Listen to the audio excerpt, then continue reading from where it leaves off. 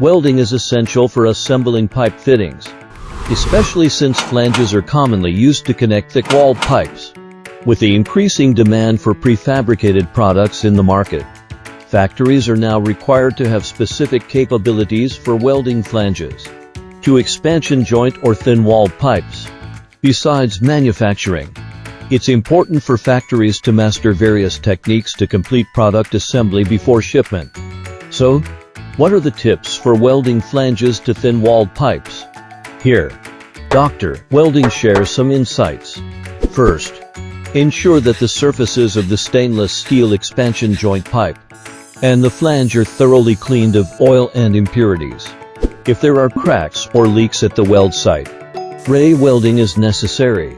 Start by cleaning the original weld and then grind the flange and straight pipe to achieve a metallic luster. Since the straight section and end of the expansion joint or thin pipe is relatively thin, avoid excessive grinding. Instead, use fine sandpaper to gently brighten the surface.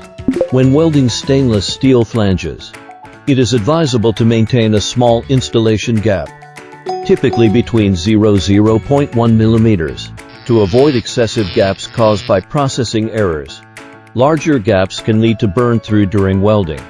To adjust the gap at the connection between the flange and the straight pipe, a layer of material can be added and machined. While welding stainless steel flanges, closely monitor the melting of the expansion joint pipe.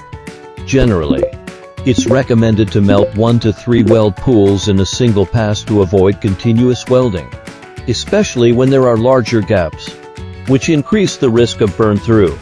During arc welding, direct the arc away from the expansion joint pipe and utilize the residual heat to melt the pipe for better welding results.